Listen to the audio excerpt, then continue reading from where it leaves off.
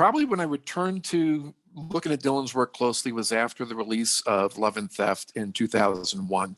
I picked it up at Costco. It might even been called Price Club back then. Came in a long box, if you remember the CD long box. And on a whim, I hadn't listened to a new Bob Dylan record since maybe 1989, something like that. And but threw it in the cart and got home and was just knocked out by that record.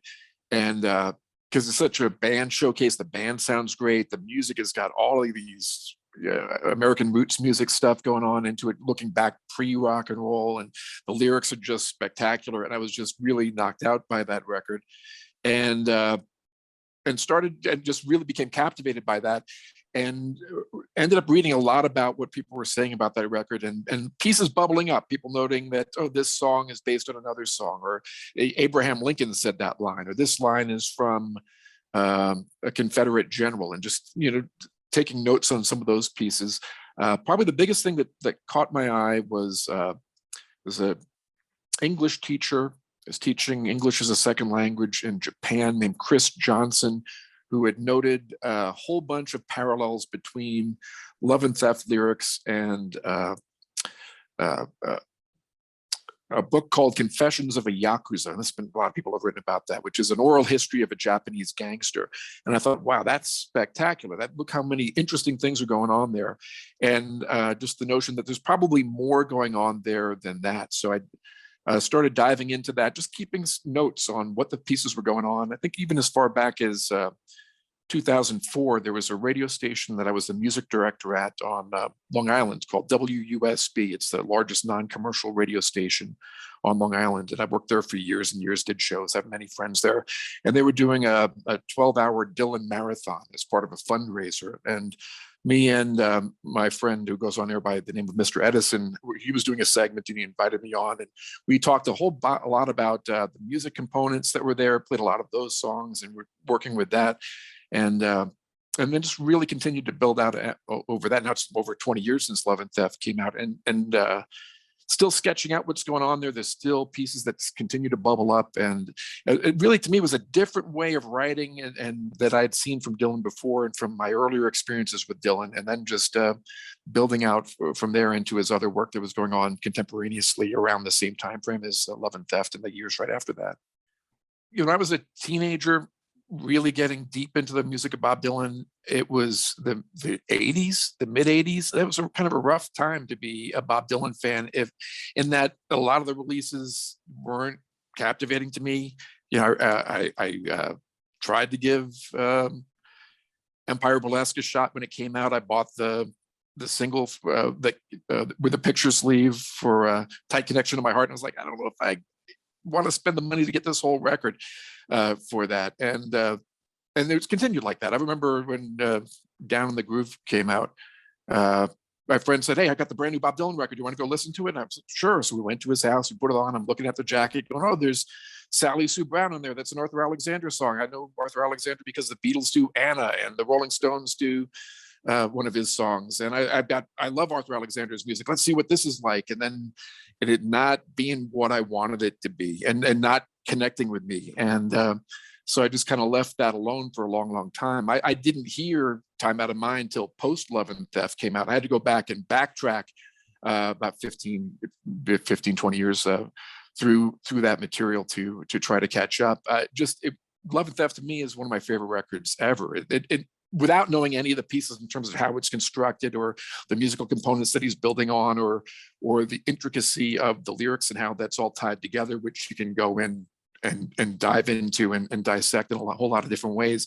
There's all sorts of interesting things going on there, but I think just on its own, it's such good music and such a joy to listen to, and really drew me back in. Call it what you like, but what I think is a tedious description is plagiarism, because I always see these pieces where someone will say, you're accusing Bob Dylan of plagiarism and you're an idiot and you're wrong, and there's only so many words in the language, there's only every word in the dictionary guy, or the person who will always comment some version of great poets great poets steal and immature poets borrow or some version. There's always, I'm not really interested in that discussion, but I think there's what is going on there is interesting. I think all of those terms you use can certainly apply. And I think there's the works that started coming out around that time, even beyond the music, that Chronicles Volume 1, certainly. And then I think one thing that's drastically overlooked is the script for Masked and Anonymous, which you can find online as a PDF. And I would always suggest anybody who's really interested in what Dylan is doing with words and language to get a copy of that and print it out, put it in a binder, and spend some time with that, because those works, I think, are all tightly interrelated thematically in terms of source material, and they overlap in a bunch of different ways. And I think that is really fascinating to zone in on. So for me, I spent a lot of time with Love and Theft. And then when Modern Times came out in 2006, I started looking into that and noticing they was doing some of the same things along those lines in terms of the borrowing and things along like that. And I wrote about it a little bit. And shortly after I started writing about what Dylan was doing in some of the pieces that I'd noticed early on, right when Modern Times came out, there's a fellow named Edward Cook did a post on his blog where he talked about, hey, not only is there stuff going on in the lyrics, but here's some pieces in Chronicles, and here's like 5 or 6 examples.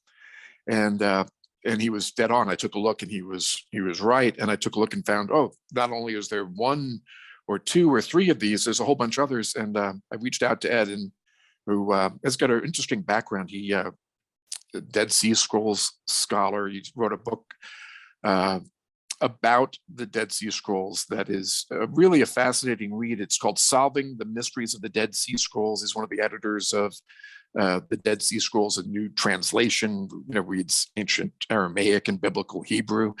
And he was dead on, and he's a big Bob Dylan fan. So we started up essentially like a book club looking at Chronicles Volume 1, essentially page by page,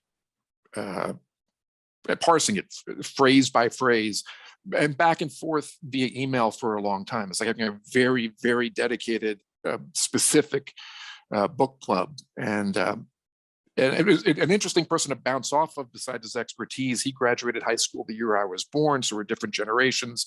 We got different points of view, and he would spot something and I'd be going, oh, you're dead right. And you know what? If you look 2 paragraphs before that in the source, there's another line. Or look 3 paragraphs down, there's something else that you might not have seen. What do you think about that? And I think that was really a wonderful project to work on. And then to see how those are overlapping, how the lyrics overlap with Chronicles, overlap with things that turn up as dialogue in that film script.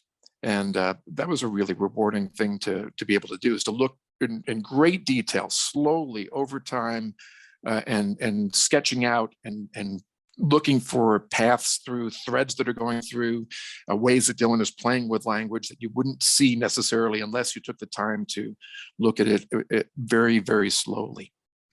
I've made a really, I think, a useful resource that people can refer to on Pinterest that I call a Bob Dylan bookshelf. And it has about 100 different titles that Bob Dylan has used material from in a range of different ways. In Chronicles Volume 1, there's a lot of different stuff that's going on and fun things you can spot. Probably the most used writer is Jack London. The stories of Jack London, who shows up again and again and again and again, dozens and dozens of times. And he plays with that language. He'll use descriptions that London wrote about animals, dogs, wolves, wolf dogs, to describe people that he has encountered. So, and he'll combine them with other bits to create these character sketches. So when you're reading about Dave Van Ronk or a whole bunch of the other folks, he's using what were initially descriptions of, say, a wolf. In the case of Van Ronk, he's combined it with another sketch of the typical New Yorker from a travel guide by a woman named Kate Simon called New York Places and Pleasures. It's a classic writing for travel guide writing for New York came out around the time that Dylan would have arrived in New York City. And and he's used a bunch of that language. So he's combining those pieces and playing with that. There's lots of stuff from Sax Rohmer's Fu Manchu novels, and plenty of sources, a lot of Hemingway. throughout.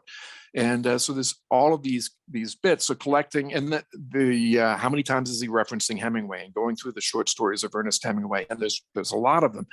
And then what is he doing with that language, and how is he playing with it, and subtext that he's creating? One that I really enjoyed finding was there's a piece in Chronicles where he's writing about this musical theory based on threes and triplets, and he's going in depth about trying to sketch out what his musical process was and this music theory idea. And it's not quite coherent in terms of if you're practically trying to apply this. I've been a musician playing guitar since I'm 8 years old. There's not a lot you can walk away from going, well, let me apply this. But it's interesting reading. And I found out one of the things he was using was from a book by Robert Greene called The 48 Laws of Power, which is kind of like a modern day version of the Prince Machiavellian writing. And there's all these different lessons within. And he's using material from a chapter on the science of charlatanism, or how to create a cult in 5 easy steps.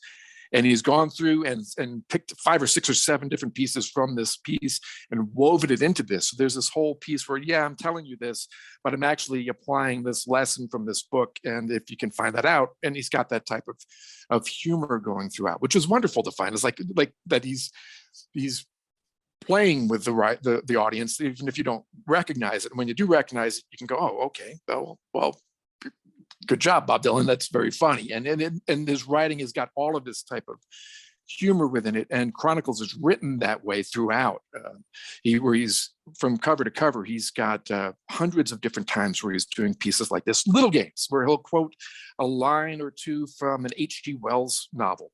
Every couple of pages, there's a different one that'll pop up in one section of the book. And sometimes people will say, well, he's just got a perfect memory and he just memorizes things and these things bubble up organically. And there's no way he was consciously thinking of this, but he'll let you know that he's doing that sometimes. There's a passage where he's writing about the making of Oh Mercy, and he's talking about going to the movies and seeing Mickey Rourke in a film. And he says something about the film went to the moon every time he appeared on screen. And on that same page, he's quoting a line from H.G. Wells' The First Men in the Moon. So he's letting you know, yes, I'm aware that I'm quoting The First Men in the Moon on this same page. Did you catch when I was quoting The Island of Dr. Moreau a few pages back, or did you spot this other H.G. Wells novel? So he's got those types of that gameplay going on within the writing, which that would make me want to slow down and spend more time with what else are you doing? What else is going on here? And some things may be readily apparent. Some things may take years to be able to parse what is going on there. Sometimes it's just gathering the detail and then seeing, well, what does this detail tell us and what else is going on? But there's plenty there, and you can spend a lot of time there.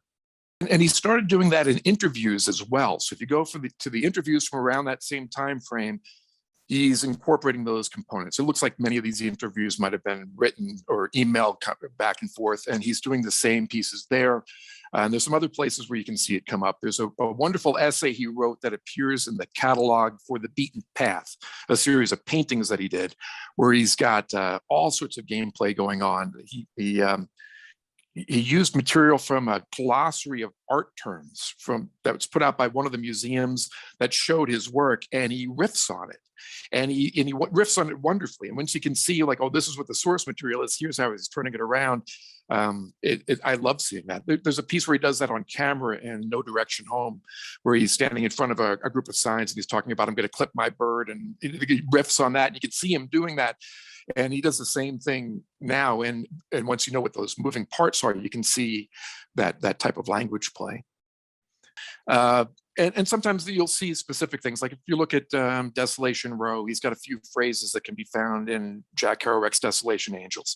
And there's pieces like that. But I see a big, and in the 80s, you've got some of that, the film dialogue stuff that bubbles up. And there's all these film noir quotes that are showing up where he's clearly taking note of what those components are. Some of those 80s songs aren't as of much interest to me. I see the big change coming to full fruition in Love and Theft, but I think you got to take a step back to Time Out of Mind for when I see that this more recent writing style really show up. One thing that Edward Cook sent me was a passage he found in Chronicles that was clearly paralleled in the writing of Henry Rollins, the singer who was in Black Flag, etc., punk rock guy, talking head in every documentary you may see over the last 15 years. He had found a passage, he'd pinpointed it to like the portable Henry Rollins, which I think he did a Google book search and it turned up there. It was a passage that shows up in a book Rollins wrote called Black Coffee Blues. And it's dead on. He was dead on. As absolutely the parallels are there from Chronicles to this. And so I started reading Black Coffee Blues and flipped a few pages later, and I noticed there's a paragraph where he mentions both dreamless sleep and mind-polluting words. And I'm going, well, the likelihood of those two phrases being in the same paragraph, and then it's a line that is in a song in Time Out of Mind.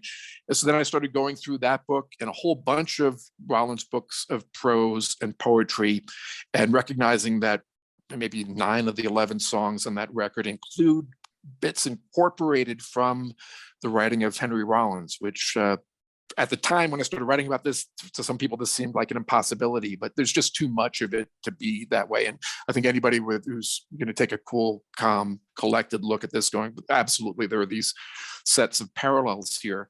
So I think for me, that was really interesting to be able to sketch that out and see that it really, in Time Out of Mind, I see that change happening, which is different than what I see in Oh Mercy or some of the other stuff before that in terms of how it's composed. And I think for me, that was really interesting because those are the books that he used from Rollins are very dour. He's down. It's books writing about depression, that specific books that he was using. And it is a nice set of parallels for texts that have the same mood as Time Out of Mind. Time Out of Mind is again down in a lot of ways, as you mentioned. It's in terms of what it's looking at, but it's reflecting in many ways the writing that Rollins was doing. And I don't think it's a negative to be borrowing those lines. I think he's taking it, he's crafting into other things. I actually reached out to Henry Rollins about when I was locating this, and he thanked me, but I don't know that he was bought in, and haven't heard him talk about that. But it's got to be an awkward place to be too, to say, yes, I recognize that Bob Dylan clearly used my writing in this beautiful album that he put out because he's a big Dylan fan, but it's certainly there. And to see that continue there's a little bit of Rollins stuff in Love and Theft, and in one of the songs he's combined a line from Rollins with a line from Mark Twain, where they're both talking about listening to the voices in the night and trying to figure out what they're saying. And Dylan's doing like a comparative literature thing. Hey, take a look at how Henry Rollins and both Mark Twain are talking about this same subject, and how do they write about it? And there's the work for you to this comparative literature component to that. And I think that's one of the things I see changing in Love and Theft, which is much more deliberate, much more crafted, and much more tightly woven, where there's these pairings like that one, but then there's dozens and dozens of them, and they're not always easy to recognize. Some come up immediately. People almost immediately recognized, hey, that's a line from The Great Gatsby. But they didn't recognize that in the next verse, there's a line that comes from the end of the 4th chapter of The Sun Also Rises. So he's got the Great Gatsby here, and The Sun Also Rises in the next verse, or lines that are tied together, and these threads that are going through them. And I think you can find those different threads, and there are many of them in Love and Theft. I really like the way that he uses the material of New Lost City Ramblers, because he's a huge fan of the New Lost City Ramblers. He talks about them at length in Chronicles Volume 1.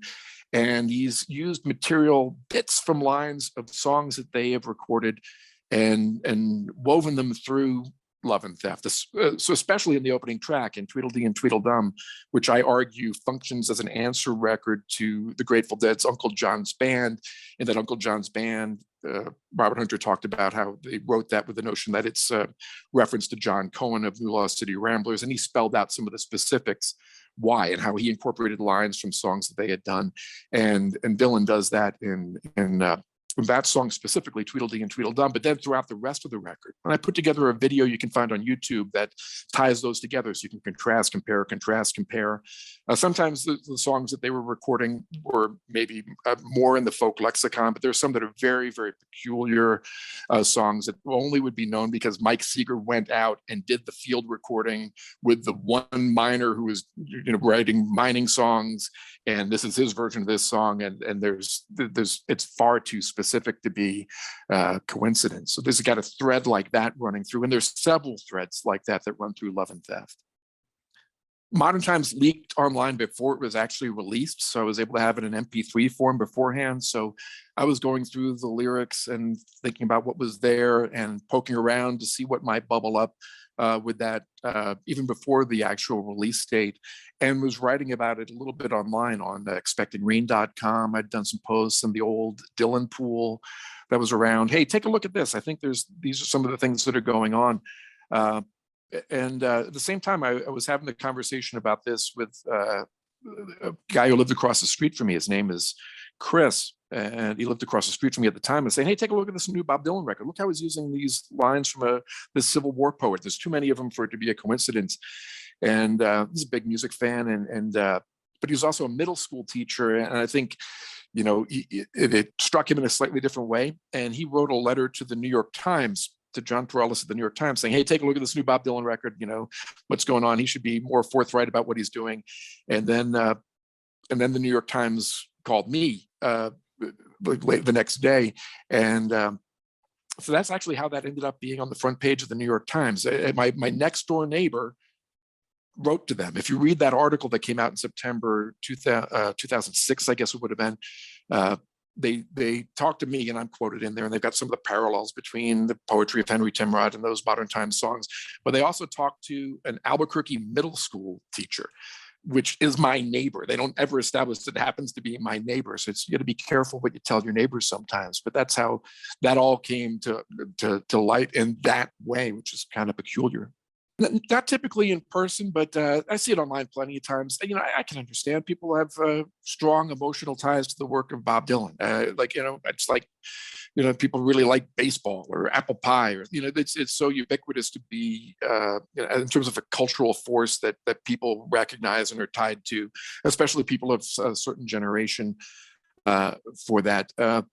And I can see some of it might be a knee-jerk reaction. I think some of it, if you take the time to see the tone that I'm using, the specifics, I'm not denigrating that work in any way. I wouldn't spend time with stuff that I didn't like or try to tear something down. I'm just not that interested in doing that.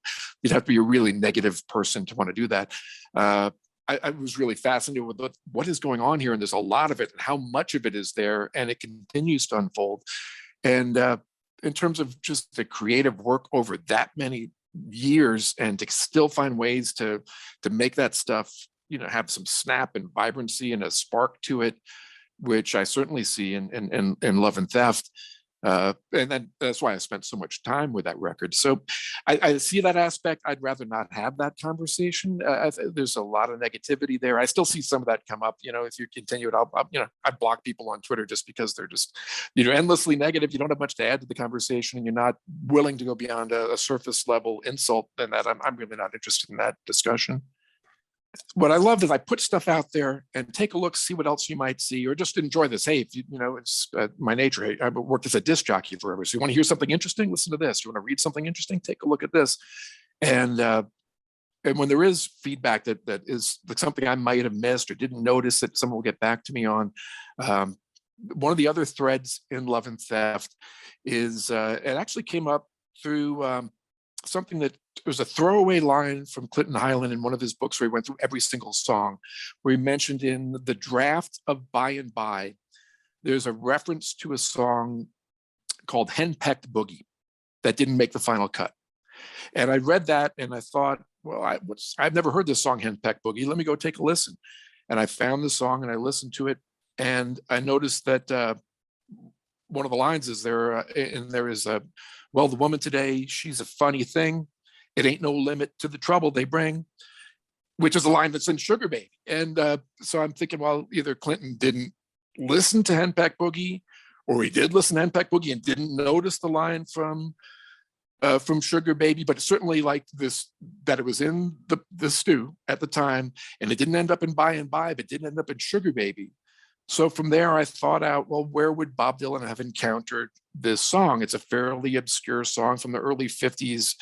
And so I started taking a look to see, well, where might he have found that? And I came across a great box set on Bear Family, the spectacular German record label. They put out wonderful box sets, and Bob Dylan clearly has a few of them. He almost certainly has their Johnny and Jack box set. And there's one that's a collection of music on Nashville's independent labels from the early 50s. So I just started first thing finding these samples of it online. We could listen to maybe 15, 30 seconds of it. It's like a multi-CD box set with a book.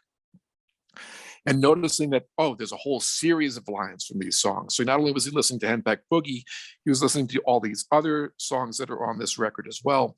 One of the things I spoke about at the Dylan at 80 conference in last year was one of the most tightly constructed pieces on Love and Theft is actually 4 lines from 4 different songs on that box set, where he stitched them together and played with the language as well, where he's singing about the line that you quoted earlier about the worn out star. That whole verse is, or I guess it's maybe a bridge, whatever you call it, it's a couplet. It is built out of that. And I put together a video that you can find on YouTube as well. Most of those records that he used are on the Speed record label. And the section in the book that accompanies this box set is called Hillbillies on Speed. So I put together a video you can find on YouTube called Bob Dylan and the Hillbillies on Speed, where it shows A, B, contrast, compare, and how Dylan is playing with the language about, in the original song, it's not worn out star, it's worn out tire. But the guy who's singing it is from Tennessee, so he's saying worn out tar. And Dylan can't make that rhyme convincingly, or he chooses not to, and he changes that. And then he plays with some other tire language within that. And I put this video out, I don't know, 7, 8 years ago. And last year, as a fellow out of Canada, his name is Tim Swadling, he reached out to me, said, you probably know this, but it's not in your list. There's one of the other songs in that box set is by Smiley Burnett. It's called Swamp Woman Blues. And listen to that last verse. It's got these lines about doing the double shuffle and throwing sand on the floor. I'm like, and for me, that's spectacular. I didn't hear that. I missed that. And so you put stuff out and it gets reflected back. And that one really was very exciting, because I'd spent some time. I went through this box set. I kept it on my iPod. I listened to it in the car every day, and I caught a lot of them, but I didn't catch that one. So there's still pieces that come up, and that one just came up in the past few months. I'm really interested in Bob Dylan's paintings, and he's been doing a lot of paintings based on films. And I'd written about The Beaten Path and a whole bunch of the films that he'd used for some of those paintings in an essay I wrote in 2016. And he's got some new paintings out now at a series called Deep Focus, and where it clearly states that many of them are based on films. And the same fellow, Tim, said, I bet, dollars to donuts, it's The French Connection is one of the movies he's going to be watching for this. And I went back and watched The French Connection, didn't see anything, went back and watched The French Connection again. It's a good movie, hardly a stretch to have to sit and watch The French Connection, and spotted this image of a painting that he'd called, I think, Morning in Pittsburgh, or Pittsburgh at Dawn. It's got a Pittsburgh title, but it's a painting of the Manhattan Bridge. But it's a painting of the Manhattan Bridge in The French Connection, which I wouldn't have thought to go and take a look at and see that unless there was this person's suggestion. Sometimes it takes a while. I wrote about Bob Dylan's use of a New Orleans travel guide initially in 2008.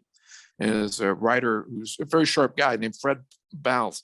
And Fred had reached out to me at that time going, I'm with you on the stuff about the minstrel sketch lines that he's using here, but I'm not sure I'm on board with this travel guide stuff. It doesn't, he just wasn't seeing it at the moment. And then ultimately he came around. And then 10 years after the fact, plus, he reached out and said, hey, Scott, take a look. I found another travel guide. It's one for Minnesota, and here's some lines that he's using in Chronicles, and there's no doubt that that's what he's doing. And I looked at it, and it goes, well, you're absolutely right. These lines parallel up. It's part of a series of travel guides. Now we got maybe 5 or 6 different travel guides that he's using in his writing. And one of the things I'd seen that I don't think Fred had noticed is that paragraph that Dylan was using in Chronicles is writing about a specific place in Minnesota called Echo Lake. And the word Echo Lake appears across the same paragraph, left to right as you go down, and kind of echoes across, which is kind of interesting. And in that Bob Dylan had a girlfriend in high school whose name was Echo. uh, that visually you're looking at this paragraph and you can't help but notice Echo across the page. And he never mentions Echo in this section, but around the same time frame, and he's in this portion in Chronicles, he's reflecting back on his youth, and he's using this language, and maybe there's something else going on there, and perhaps that was something else that was sticking there. So to have a conversation over the course of a decade where someone's saying, yeah, I don't think you're on it at all, to they change their mind going, yeah, okay, I'm on board now, to, hey, take a look at this. Here's something else that I found for that is, who wouldn't want to have conversations like that? With The Beaten Path, the first things I'd seen was a fellow named Benny had suggested, and he was right, that there was a series of paintings from A Touch of Evil, the Orson Welles film, and he was dead on. And I had the catalog, and I recognized, well, if there's one movie, perhaps there are others. Sometimes there's things to work with. Dylan has included as a bunch of paintings that include images from the film Paris, Texas. One of them was easy to find because it's a painting that includes the name of a motel. You can see it in the neon sign, and you take a look. You can find that mentioned, and it just got lucky that way. Then just watching the film, and you can see the other ones that wouldn't be as readily apparent, and other images like that. Some of the more recent paintings are obvious. If you have a familiarity with film, there's one from Shaft. There's one of Rear Window, the Alfred Hitchcock film. If you watch Rear Window, you've seen that shot because it's on screen throughout the film. There's one that's Urban Cowboy with John Travolta he's instantly recognizable, at least from my point of view, or one that was of Sylvester Stallone and the Lords of Flatbush, which I'd seen. I looked at it and go, that's Sylvester Stallone. Sometimes it's just, really basic detective work. There's one painting that's based off of a photograph of a guy who took a bunch of photographs of the gas crisis in the early 70s. The painting is a guy on the back of a pickup truck. He's at a gas station. He's filling up some tanks in the back of the truck. And there's a license plate visible in the painting. So I just do what any detective would do: run the plate. I Googled the license plate and then put in the words truck and plate, and that was the result that popped up. That was, just fortuitous that way. A lot of the more current paintings, there's a whole theme of gritty films shot and set in New York City in the early 1970s. Taxi Driver, and a whole bunch of other ones like that. I mentioned Shaft. There's some peculiar titles that Flesh Pot on 42nd Street, or Massage Parlor Murders. And so the notion that, okay, Dylan is watching gritty films of New York City in the early 1970s. The French Connection is in that pool, and there was a couple of paintings and drawings based on the French Connection. So I see what some of these images are. So, well, what else is in that pool? I thought, well, let me watch Dog Day Afternoon. And earlier this week, I sat down and watched Dog Day Afternoon for the first time in a lot of years. And there's this opening montage all through New York setting the scene. It's a Dog Day Afternoon in New York, and there's the image of a pier and some people at the beach. That is one of the Dylan paintings. So, that was just, what movie might Bob Dylan have watched? He probably watched Dog Day Afternoon, and that guess was right. And it happened to be in the first couple of minutes. So that one just bubbled up. I always try to think about who are Bob Dylan's contemporaries, and people always think about, and there's some ones that make sense, Leonard Cohen or Joni Mitchell or Van Morrison. But I really started paying attention to the paintings I'd seen that Richard Prince had written that forward to that, and he talks about going to Dylan's studio and the work that he was doing, and the notion of like, who are his contemporaries.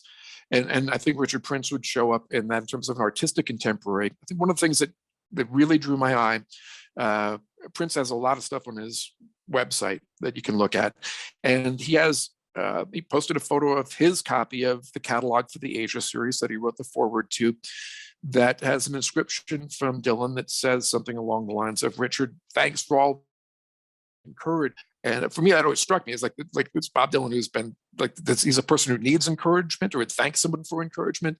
So the notion that this is a person who is Dylan looking to, and that's one of the pieces there. So I just started, and Richard Prince has a lot of work that is Dylan centric. He's clearly a huge Bob Dylan fan. He would endlessly quotes Bob Dylan on his Twitter feed for years and years, and did a lot of work he did the whole series of paintings of Blonde on Blonde, the cover, but he made it even blurrier. But they're 20 feet by 20 feet. Or he's got some work that's based on tarantula. He's got a whole lot of other works that are that way. So I started paying attention to a bunch of those components and looking into that notion of what is his artistic processes, what does his art look like, how would that be, reflected in the work of Bob Dylan? What is Dylan considering when he's working on pieces for that? And Richard Prince has retweeted me a bunch of different times.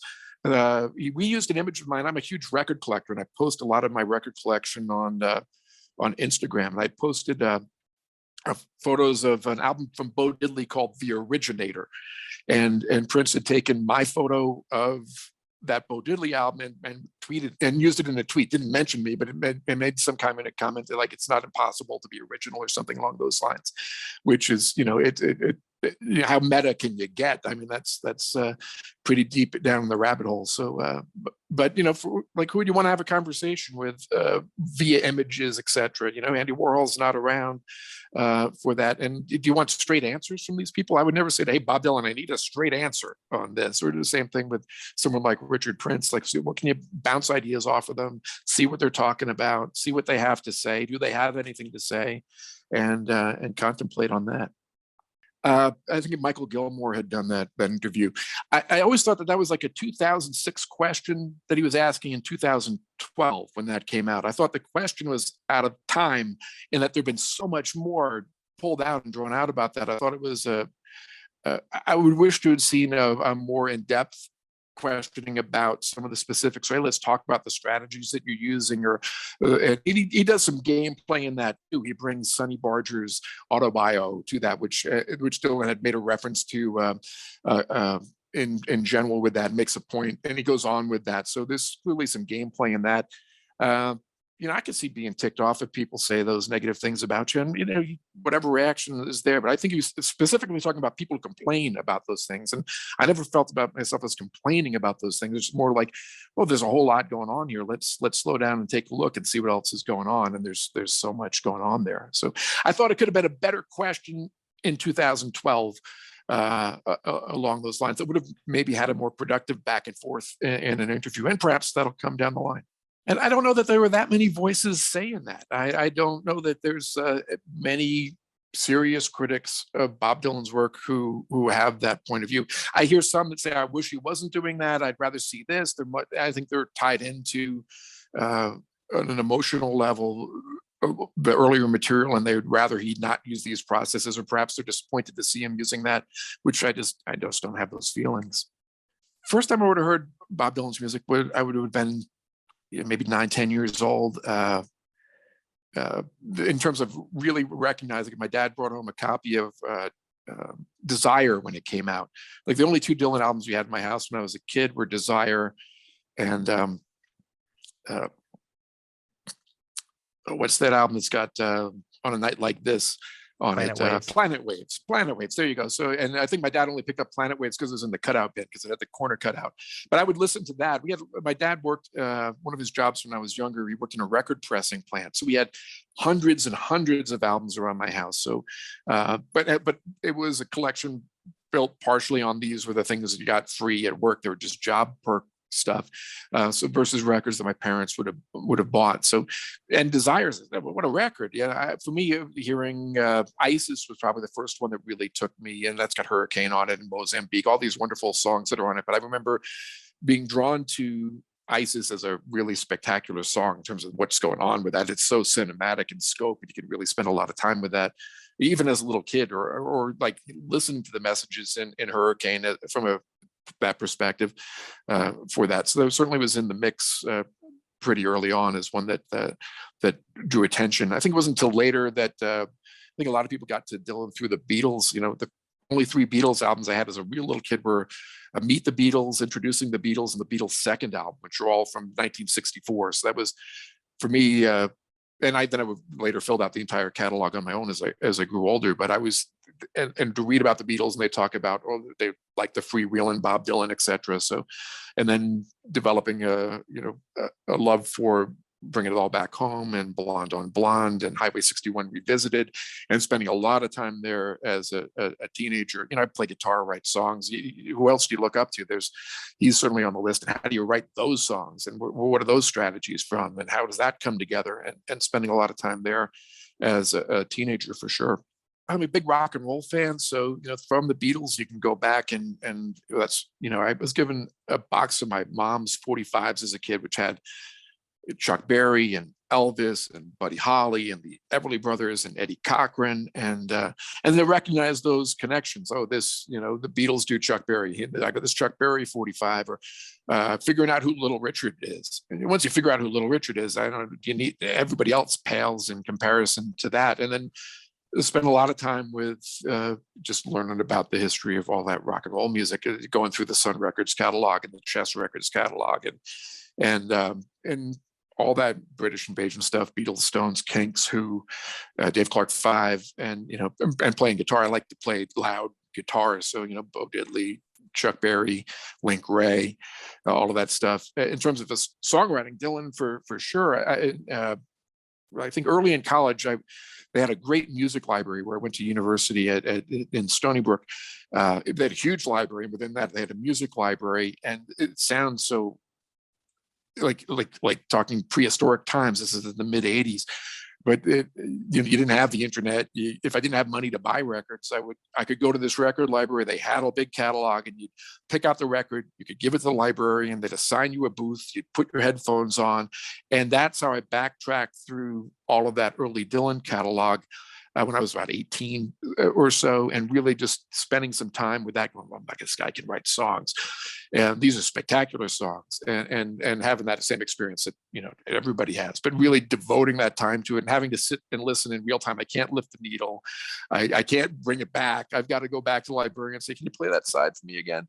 And then spending a lot of time there for sure. And I remember I sometime in probably the late 80s, I bought one of the lyrics books that was out as when they came out in the mid 80s. It's got this gray and orange cover. It's not the most particularly attractive cover, but it's got all the lyrics. And this is before you had to have the book. You couldn't go look it online. BobDylan.com didn't exist. And just going through that and recognizing, okay, these are all the songs that I know from these albums. Here's a whole bunch of albums I haven't even heard. Just looking at the lyrics, not even knowing what they are. I remember I've got the book in front of me. It's on a coffee table, and I'm trying to figure out, how am I ever going to get inside this? There's so much going on, and just I think there's a line in Bob Dylan's 115th Dream about a Guernsey cow. I'm like, what is I don't know. I'm from Long Island. I don't know about cows. Let me go get a dictionary, figure out what a Guernsey cow is. And like how do you get into that? And then to be able to get into that in a much more elaborate way years and years later was rewarding. I wanted to get into that, but it's really hard to find. How do you find ways to look at this material that hasn't already been done? The first time I saw him would have been in 1989. He came to play in Jones Beach on Long Island.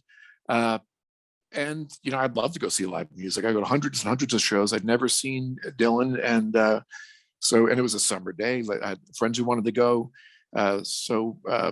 It was on the list. I remember that Metallica was playing at Nassau Coliseum the same night. And even to this day, I think, well, maybe the Metallica show would have been better. I still have yet to see Metallica. I've seen Anthrax and Slayer and Megadeth. I've never seen Metallica live, but I opted for that early Neverending Tour show with G.E. Smith on guitar.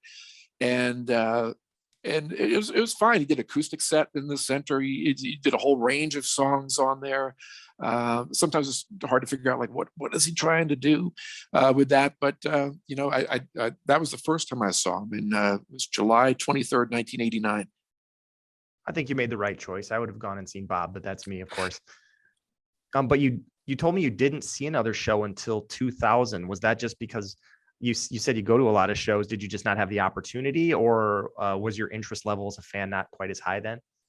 Yeah, well, I'd go to shows all the time, but normally in smaller venues. I don't know how many times he was coming around to New York at that time. It just wasn't drawing me in at the moment for that. I've got no shortage of music to listen to and shows to go see, and it just didn't click within those years. I didn't see him again until a show in 2000 here out in Albuquerque, where I've been living since '96. I didn't know what to expect, but and I think I got free tickets from the radio station. They were really, really good seats up close. It was an outdoor amphitheater. Show started in the daytime, and the band was just spectacular. He did all of these killer songs. It was up so close, you can watch him. You can watch him look at the band members. You can see how blue his eyes are, the whole deal. You can watch that interplay with that. He played Country Pie. He played stuff I wasn't anticipating, and I was really energized by it. It was really just a dynamite show, and was really taken by it. And much different than the show I had seen in '89 in terms of how together that band was and the selection of material. It was a really different experience. I'm a huge music fan, so I've got a pretty extensive music library. I probably have 4,000 or 5,000 LPs and piles of 45s and CDs, etc. I wanted to be a radio disc jockey when I was a little kid, and to write about music. I had my first published record review when I was 12 in my junior high school newspaper. So I wanted to write about music, play music, listen to music, be on the radio and talking about music since I was a little kid. Partially because that's a way to get access to music. Besides just having the money to buy it, now music is free everywhere. That wasn't always the case. So a way to get access to music is to write about music or to be on the radio. So that was one of the things that would get me there. Well, I think some people take on the entirety of Dylan's career, which is a lot to chew on. I'm really, really interested in a very specific time frame. I mean, the rest of it in general, sure, but that trio of Love and Theft, the Masked Anonymous script, and Chronicles Volume 1 is a lot of text, and it's so interrelated, and there's so much going on there that it is like fishing. And sometimes it's sometimes fishing out through Google Books, which lots of people have access to. But also, once I've pinpointed that, okay, I have no doubt that he's using this book as a source in the Masked Anonymous script because it shows up over a dozen times. And then to consider, well, maybe he's using it also in Chronicles Volume 1. And can I find the place where he's done that? And to slowly go through and see if that might pop up. And when they do, that's fascinating. And to see where else might it be, or where does he get more impressionistic in terms of his borrowings? It's clear here in this paragraph. It's clear here in the next paragraph. This third paragraph, he's still doing it, but you'd have to know all this other components to even be able to see what might be going on there. And I think there's a lot of those pieces there. And now it's a lot easier. You can get a lot of those books in digital format, Chronicles in digital format, where you can contrast and compare. So if I know that I took a look through Chronicles again last year for the first time with some sections in depth, and I'd put it down for a long time, and was able to map out whole sections that I hadn't seen some connections before, and to see how they correlate between that and the Masked Anonymous script. And because I know what the sources are, I've got them in a digital form. Let me go through back and forth, line by line, and see what else might be there, and be able to piece those together. So and it sure we wouldn't want to talk about that with people who are passionate about it. Hey, you spotted this, you spotted that, you spotted this, or to see people that are doing the same things. One of the things I really like seeing was Laura Tenchert did some really good writing and stuff on her podcast, Definitely Dylan, where she talked about my own version of you. And early on, I'd spotted a line that, it looks like he's making a reference to Gulliver's Travels there with that gunpowder from ice. But she was able to piece together that, hey, look, he's not only referencing Frankenstein, he's specifically referencing the Cliff's Notes from Frankenstein. And it's not just Gulliver's Travels, it's the Cliff's Notes for Gulliver's Travels. And they're talking about the same thing thematically, and they tie together.